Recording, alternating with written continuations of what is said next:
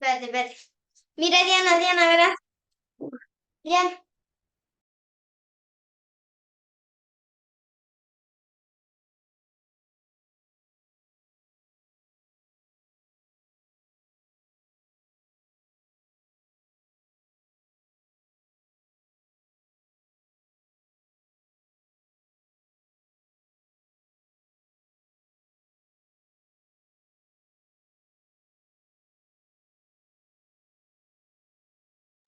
Muy buenas noches con todos los estudiantes que ya se encuentran conectados en la presente reunión. Vamos a dar por inicio con nuestra clase del día de hoy. Sí, dentro de la presente clase, nosotros vamos a hablar acerca de lo que son los requisitos para la apertura de un RUC societario. Como ustedes saben, el RUC es parte de la normativa, el RUC es parte de los reglamentos que nosotros regimos dentro de nuestro país, ¿sí? Por ello, lo que vamos a hacer directamente es entender cuáles son estos estatutos, cuáles son estos reglamentos, cuáles son estas funcionalidades que a mí me permiten como tal, lógicamente ir desarrollándome en el sector como tal del conocimiento, en el sector de las normativas, en el sector del cumplir como tal con los objetivos que yo me he planteado desde un inicio. Yo tengo que ser 100% consciente de las decisiones que tome. Yo tengo que ser, lógicamente, entendedor de todo lo referente que tengo en mi entorno. Yo no puedo esperar como tal que un modelo de negocio o que una estructura como tal dentro de mi emprendimiento esté caracterizado 100% por netamente el conocimiento de solamente generar dinero y ya. Sí, el emprendimiento va mucho más allá. Nosotros debemos entender que el emprendimiento conlleva muchas otras cosas. Entre todas estas cosas conlleva lo que es la responsabilidad social. La responsabilidad social es clave para nosotros poder entender cómo se maneja la realidad, para nosotros poder entender cómo se desarrollan todas y cada una de las normativas que lógicamente funcionan dentro de nuestro entendimiento y dentro de nuestra sociedad, dentro de nuestra conceptualización.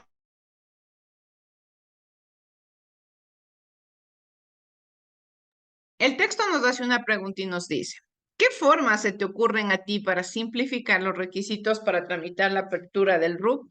¿Qué es el RUC? Nosotros habíamos visto la clase pasada.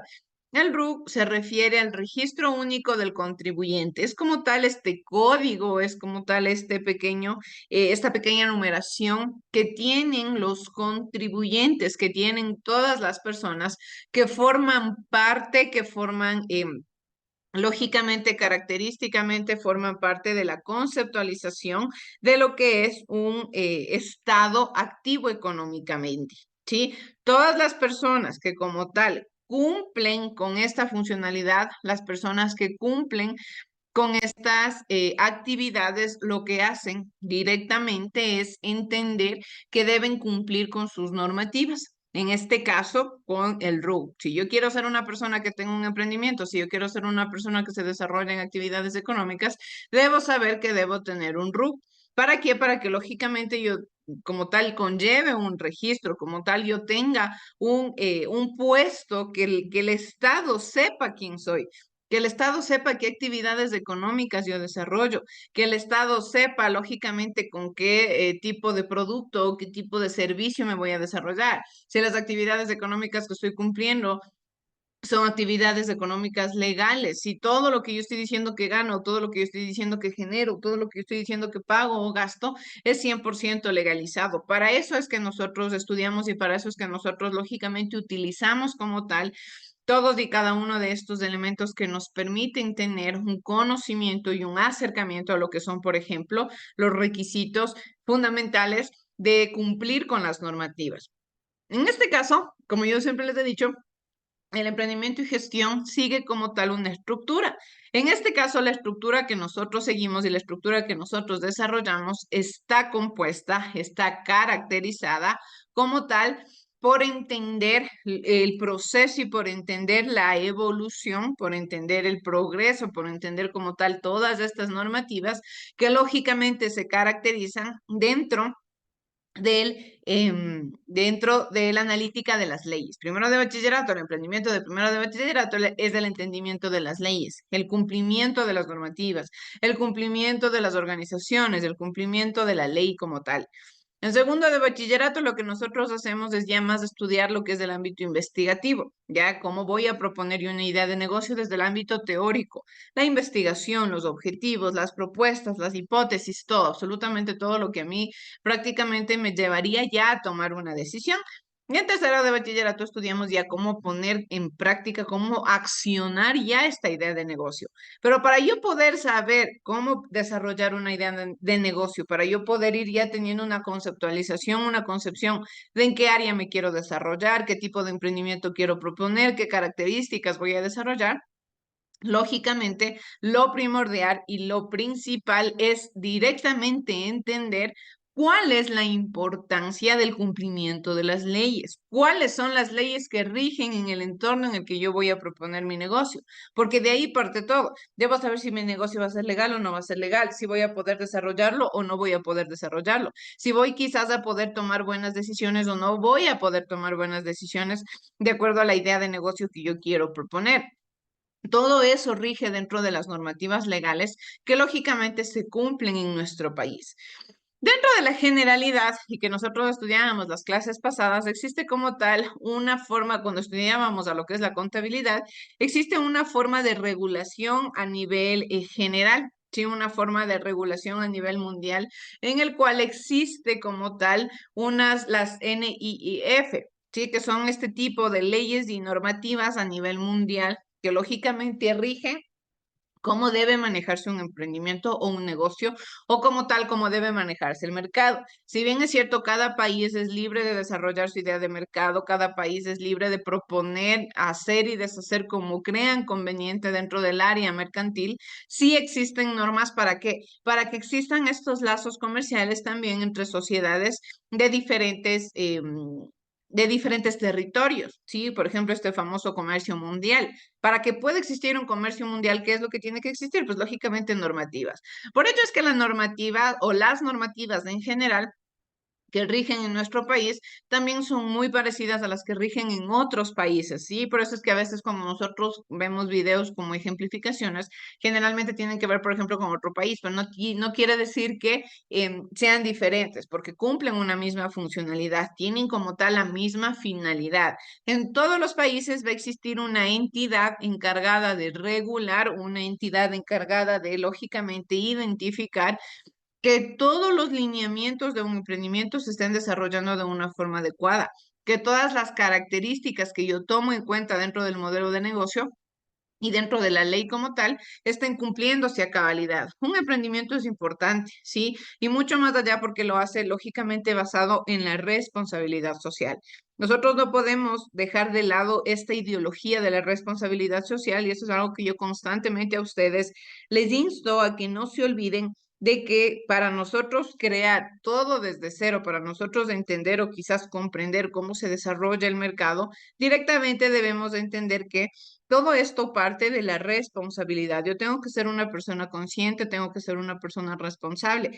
Y al ser una persona responsable, lógicamente entiendo y lógicamente comprendo que esto se da o que esto prácticamente se entiende como tal directamente relacionado al espacio en el que yo estoy trabajando, directamente a las personas con las que yo tengo un contacto directo, directamente a las personas con las cuales yo voy a trabajar. ¿Por qué? Porque el emprendimiento está encaminado a ellos, está encaminado a las personas que van a comprar mi producto. Entonces, para que todo esto se cumpla verdaderamente con la ley, para yo no poder incurrir en cosas negativas, para yo no poder, o para a su vez poder evitarme situaciones de riesgo, ¿qué es lo que tengo que hacer? Pues cumplir, ser legal, entender cómo funciona mi país y de acuerdo a ello también ir cumpliendo con estas normativas.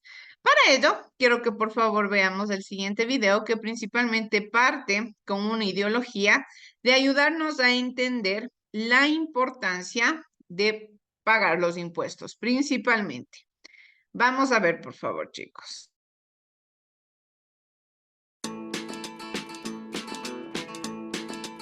Los impuestos. Los impuestos son una de las contribuciones con las que cooperamos para fortalecer la economía del país. En todos los sistemas económicos de los países sirven para proveer los recursos al gobierno y este puede alcanzar los objetivos propuestos en su planeación. Por mandato de la Constitución Política de los Estados Unidos Mexicanos, en su artículo 31, fracción 4, es obligación de los mexicanos contribuir de manera proporcional y equitativa a los gastos públicos del país. Esto lo hacemos a través del pago de impuestos. Una de las preguntas más frecuentes que nos podemos hacer como ciudadanos es la de ¿por qué debo pagar impuestos? Porque los impuestos son uno de los medios principales por los que el gobierno obtiene ingresos. Tienen gran importancia para la economía de nuestro país, ya que gracias a ellos se puede invertir en aspectos prioritarios como la educación, la salud, la impartición de justicia y la seguridad, el combate a la pobreza y el impulso de sectores económicos que son fundamentales para el país.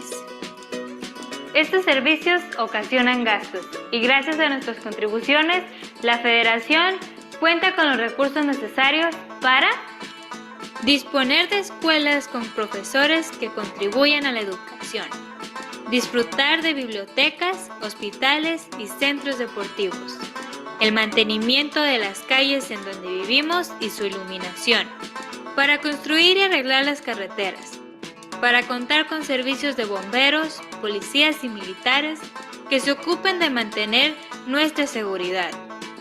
Necesidades que por separado cada persona no podría pagar, pero que en cambio se pueden atender con las aportaciones de todos. ¿Qué pasaría si no contribuyo? El no pagar impuestos impide al gobierno destinar los recursos suficientes para cubrir las necesidades de nuestra sociedad, por lo que es fundamental que cumplamos con esta obligación. Contribuir es deber de todos. Es un trabajo en equipo que solo es posible si cada uno de nosotros cumplimos con nuestra parte de la tarea. Esto es poner en práctica los valores, la honestidad, el respeto, el compromiso y la responsabilidad, entre otros, y principios democráticos que nos definen como nación. A la hora de que queramos evadir un impuesto, debemos preguntarnos, ¿qué pasará si no pago? ¿Le hago bien a mi país? Te invito a que seas un ciudadano responsable, por el bien tuyo y el de tu familia. Por eso, paga tus impuestos, quiere a tu país.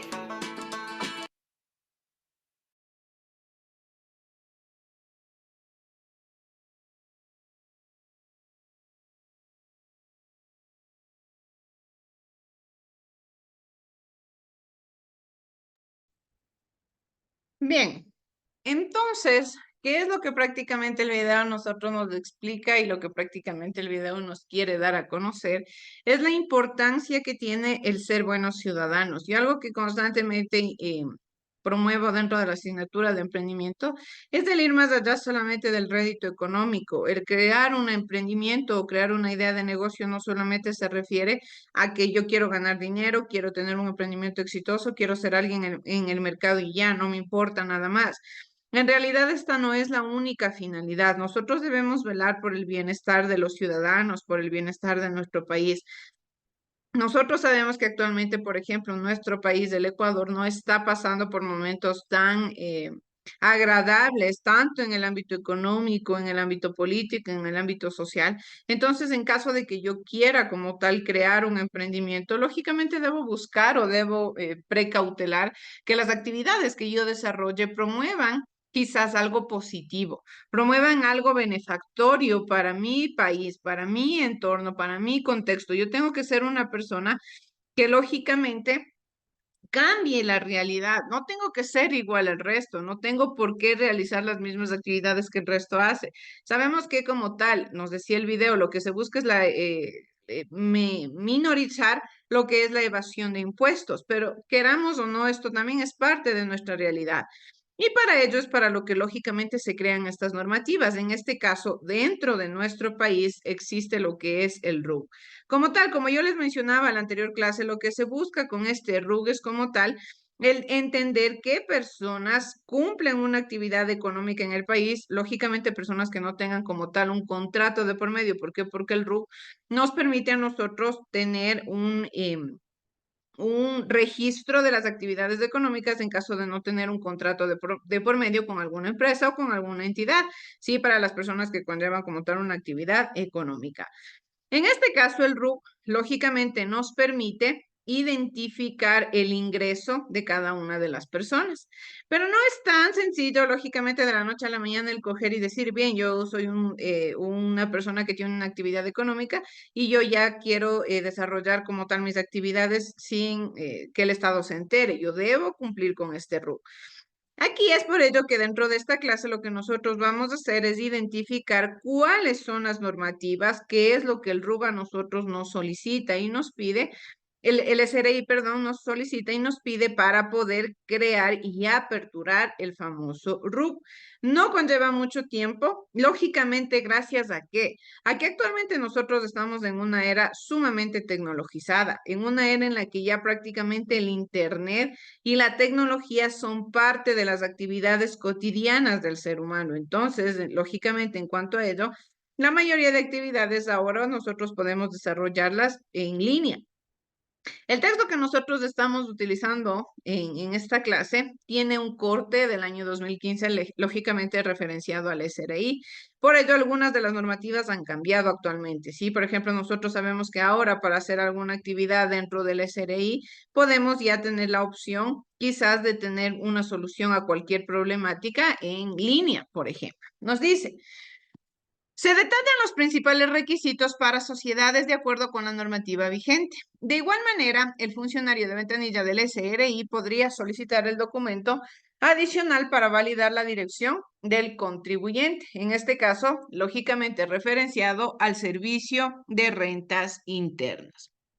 Para ello nos dice que de acuerdo al tipo de sociedad que nosotros estemos teniendo, de acuerdo al tipo de sociedad que nosotros estemos desarrollando, existen diferentes requisitos. Para ello nos dice que, por ejemplo, bajo el control de la Superintendencia de Compañías se requiere el original y copia de cédula certificada de la escritura también de constitución o domiciliación inscrita en el registro mercantil. Lo mismo, no registra como tal mayores cambios en lo que son sociedades bajo el control de la Superintendencia de Bancos, sean sociedades civiles y comerciales, civiles de hechos, patrimonios independientes o autónomos o con o sin personería jurídica, organización sin fines de lucro, bajo de control de la Superintendencia y Economía Popular y Solidaria. Lógicamente, para yo saber en qué grupo de estos está estructurado, a qué grupo de estos pertenece como tal mi negocio o el emprendimiento que yo quiero crear, o quizás el emprendimiento que ya tengo, pero quiero generar, lógicamente, una inscripción del mismo, debo saber identificar qué tipo de negocio he creado yo. Para ello, lógicamente, es funcional e importante que nosotros identifiquemos que dentro del mercado, dentro del área laboral, dentro del área mercantil como tal, nosotros tenemos 3 tipos de emprendimientos, ¿ya? Lo que son los emprendimientos sociales, los emprendimientos industriales y los emprendimientos de servicios, ¿ya? Emprendimientos comerciales, perdón, emprendimientos comerciales, industriales y de servicios.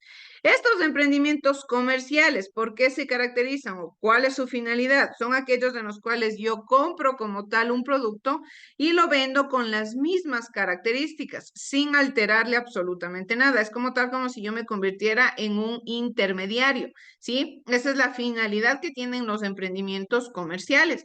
Por ejemplo, las personas que se levantan de madrugada y van al mayorista a comprar verduras, a comprar frutas y las traen para venderlas en sus tiendas de barrio. ¿Qué son? Pues son emprendimientos comerciales porque adquieren un producto y lo venden con las mismas características. Por otro lado, tenemos lo que son los emprendimientos de servicios. Estos emprendimientos de servicios también se caracterizan por tener una subdivisión.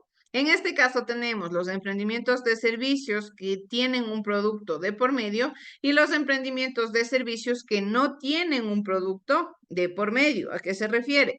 Los que tienen un producto, los que no tienen, perdón, un producto de por medio, son aquellos en los que yo vendo las habilidades, las destrezas y los conocimientos que yo tengo. ¿sí? En este caso puede ser, si yo sé cocinar, pues doy clases a las personas de cocina, que es lo que estoy compartiendo con las personas, mis conocimientos, mis habilidades. Si yo sé matemática y hay una persona que no sabe quizás matemática y quiere que yo le dé clases, ¿qué es lo que estoy haciendo? Estoy prácticamente compartiendo mis habilidades y estoy compartiendo mis conocimientos, estoy compartiendo como tal lo que yo sé hacer, las destrezas que tengo, las características que tengo y las habilidades que tengo como ser humano. En este caso como tal, lo que yo vendo dentro de los emprendimientos de servicios 100% directamente sin producto de por medio, es prácticamente lo que yo vendo es un producto intangible, ¿ya? Es decir, que no se ve, no puedo tocar, pero prácticamente como tal está ahí. También existen estos emprendimientos de servicios que tienen un producto de por medio. ¿Qué quiere decir este tipo de emprendimientos? Que ofrezco un servicio con un producto, pero no es que estoy vendiendo el producto. Por ejemplo, el servicio de taxis, ¿qué es lo que hace? Cuando una persona toma un taxi y se traslada de un lugar a otro, no es que cuando paga la carrera está comprando el taxi, simplemente está pagando por el servicio que el taxi le pudo brindar. Asimismo funcionan, por ejemplo, los buses. Cuando nosotros nos subimos a un bus y nos trasladamos de un lugar a otro, ¿por qué es lo que estoy pagando? ¿Qué es lo que estoy cancelando yo? Pues lógicamente el servicio de transporte. ¿Pero cómo me transportaron? Pues lógicamente con un producto de por medio, con un objeto como tal. Y así existen una infinidad, por ejemplo, de ejemplos, valga la redundancia, como por ejemplo, si yo alquilo un local de recepciones, ¿qué es lo que estoy haciendo? Estoy alquilando el local por un cierto límite de tiempos, pero no es que estoy alquilando, no es que estoy comprando como tal el local, simplemente lo estoy alquilando por un servicio. Ya ahí tenemos entonces la funcionalidad de el emprendimiento de servicios, sea con producto o sea sin producto de por medio.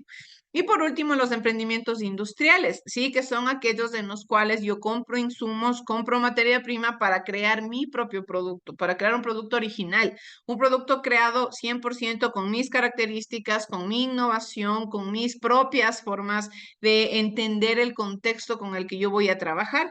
En este caso, por ejemplo, si yo quiero crear un emprendimiento de chompas, ¿qué es lo que hago? Compro la tela, compro los botones, los hilos, las máquinas, todo lo que yo requiera, ¿para qué? Para poder crear mi producto. Estos son mis insumos. En este caso es mi materia prima.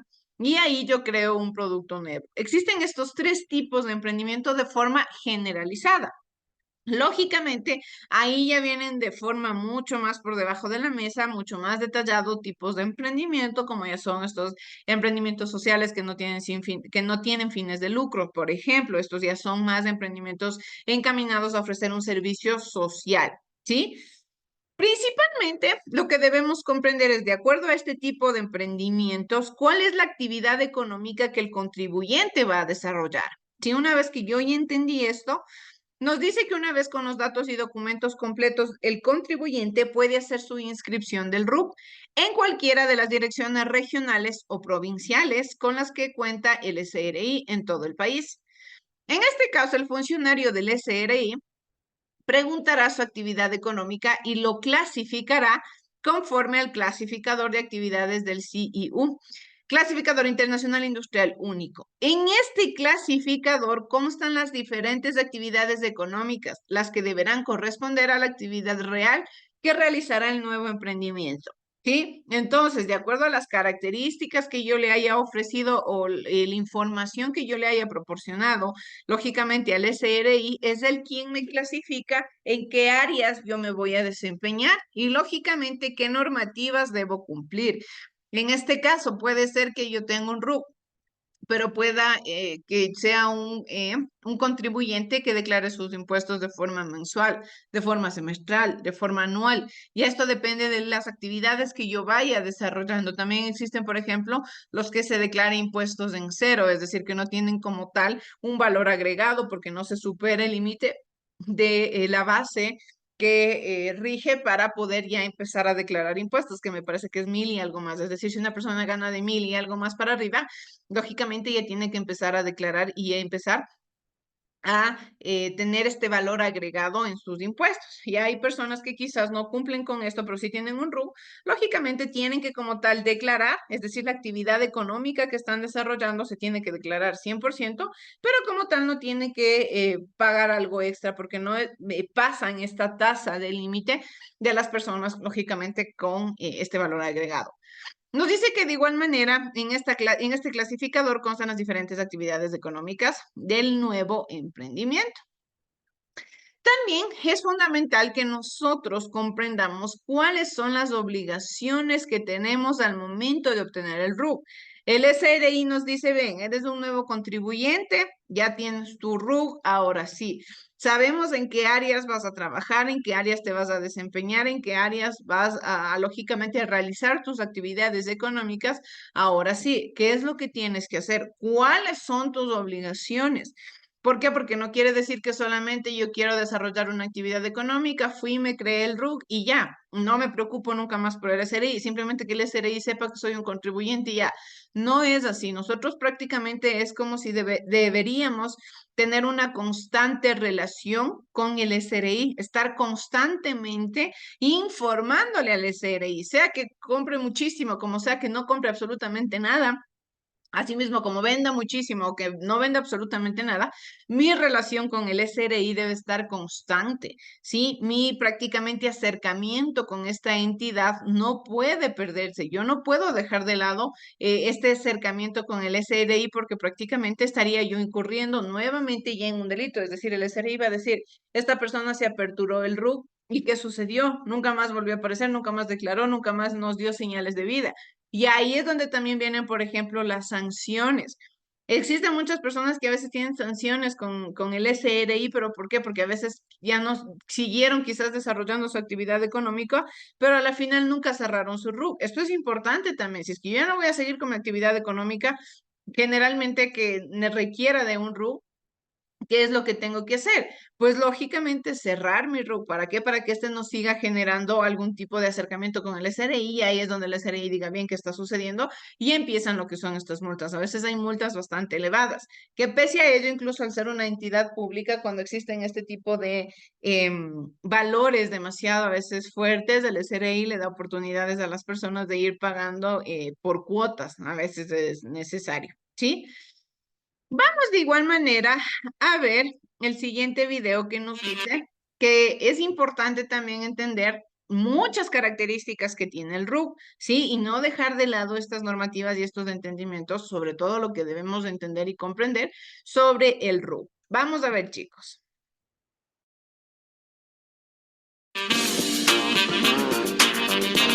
Bienvenidos al blog de Grupo Siglo con las cuentas claras. En esta oportunidad nos ocuparemos del RUC.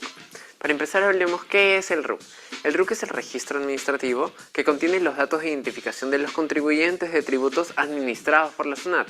En este registro se asigna a cada persona, entidad o empresa inscrita un número de identificación único, que es usado al emitir el comprobante de pago, presentar sus declaraciones de impuestos, pagar sus impuestos, entre otras operaciones y trámites.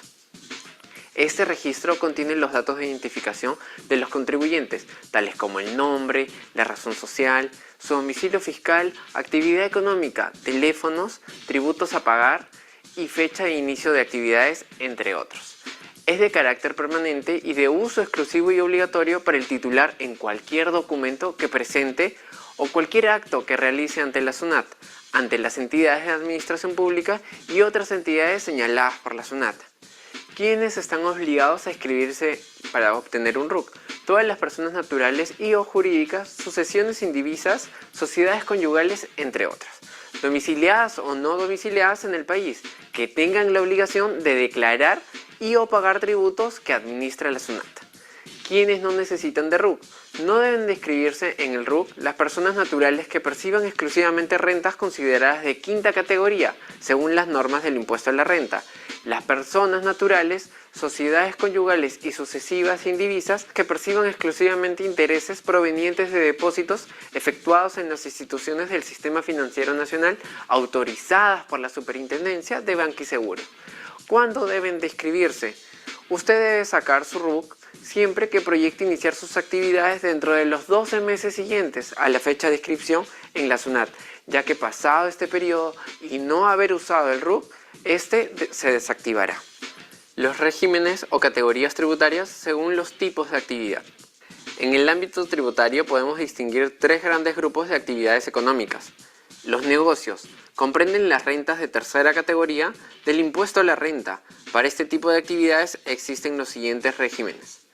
Nuevo régimen único simplificado, nuevo RUS, que es solo para personas naturales y sucesiones indivisas domiciliadas en el país. Los regímenes especial del impuesto a la renta. El régimen general del impuesto a la renta. La otra clasificación es el trabajador independiente, que son los que tienen actividades por las que perciben ingresos comprendidos en las rentas de cuarta categoría del impuesto a la renta, ya sea un contador, un gafitero o cualquier persona que realice una actividad independiente. La otra clasificación es las personas que tengan otros ingresos de personas naturales. Estas actividades comprenden las rentas de primera, ya sea alquiler de casas, la de segunda, intereses o dividendos y ventas de inmuebles, o la quinta, que es los sueldos y salarios en categorías de impuesto a la renta. Les recordamos que el trámite no es engorroso y puede hacerse en un día, solo hay que hacerlo de manera presencial en los centros de servicios al contribuyente cercanos a su domicilio fiscal o por medio de la página web.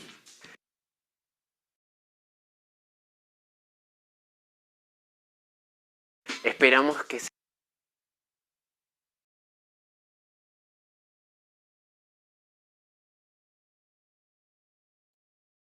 Bien, entonces prácticamente nos ha dado como tal ya el video una explicación de qué personas son las necesarias de que deban aperturarse un RUC. Generalmente es importante el no evadir esta responsabilidad. ¿Por qué? Porque podemos incurrir en problemáticas legales a posterior. Yo creo que a nadie de nosotros nos va a gustar en algún momento tener quizás un acercamiento negativo con el Estado o con la justicia, mucho menos si es que yo quiero desarrollar una idea de negocio. Prácticamente esto me sirve a mí para poder llevar tanto mis cuentas como mis actividades económicas de la forma más transparente posible. Ustedes dirán, pero a veces, ¿para qué se necesita tanto papeleo? Simplemente todo esto lo que busca es evitar la evasión de impuestos de una, pero más allá de la evasión de impuestos, lo que busca como tal es permitir que el Estado tenga un control de las actividades económicas que se rigen en el mismo, con la finalidad de que, pues, de que ninguna persona se quite responsabilidades, de que ninguna persona, lógicamente, olvide que es parte de la realidad, que es parte de la concepción y que lógicamente también debe cumplir con todas y cada una de estos reglamentos. Nos dice, ¿cuáles son entonces que al obtener el RUC, tanto las personas naturales como jurídicas se encuentran en la necesidad de presentar información verídica y comprobable del SRI? Adicionalmente, los contribuyentes se obligan a declarar sus impuestos, sus ingresos y gastos en los plazos determinados por la autoridad respectiva. ¿Cuáles son las obligaciones que debe cumplir un contribuyente al momento de obtener un RUC? Principalmente emitir y entregar comprobantes de venta autorizados por el SRI. Es lo fundamental. Si yo tengo un RUC, quiere decir que voy a emitir un comprobante de venta, en este caso una factura. Actualmente nosotros sabemos que ya dentro de nuestro país rigen lo que son las facturas electrónicas, que son mucho más sencillas de poder generalmente hacerle llegar al cliente y por otro lado son menos falsificantes, ¿sí? Es decir, son documentos que ya son muy complicados que en algún momento se llegue a falsificar. ¿Por qué? Porque al ser electrónica, al pasar por todas estas, lógicamente, plataformas con las cuales cuenta el SRI, ya pasa por un registro, pasa por una identificación e inmediatamente se sabe si la persona está o no está con un RUC legal. Caso contrario, cuando se emitían los comprobantes físicos, las personas a veces, muchas entidades generalmente emitían comprobantes falsificados. ¿Por qué? Porque al ser físico nadie podía controlar ello. De igual manera, se deben presentar declaraciones del impuesto al valor agregado, sean mensual o semestralmente, dependiendo de su actividad, o pagar mensualmente por el régimen impositivo simplificado conocido como el RISE, que actualmente es del RIMPE. De igual manera, nos dice que hay que presentar declaraciones del impuesto a la renta anualmente en los meses de marzo, personas naturales, o abril en sociedades. En el caso de estar obligados a llevar contabilidad o ser agente de retención y pagos de impuestos, que quiere decir lo que yo les mencionaba. Es una persona obligada a llevar contabilidad cuando ya supera esta cantidad de ingresos que ya lógicamente como tal le conlleva a la persona adecuadamente ir verificando con el SRI en qué es lo que está gastando su dinero. Cuando una persona le pregunta si quiere sacar facturas para ello, para poder saber en qué nomás está gastando o invirtiendo su dinero. Dice que de igual manera existen otras obligaciones que dependen del tipo del contribuyente. Por ejemplo, algunas sociedades tienen que cobrar y pagar el impuesto a los consumos especiales. Tienen que pagar el impuesto a la salida de divisas y reportar el listado de gastos personales del año. Otra importante obligación de los contribuyentes es actualizar su información cuando ha existido una modificación de algunos datos iniciales. En este caso, por ejemplo, cambio de la actividad comercial, en el caso de que no se actualice el RUC, pueden existir multas para el contribuyente que pueden ir desde 30,000 hasta 1,500 dólares, ¿sí? Bien, chicos, les agradezco por haber estado presente en la clase. Sí, que tengan todos una excelente noche. Les dejo para que puedan seguir a su siguiente hora. Muchas gracias.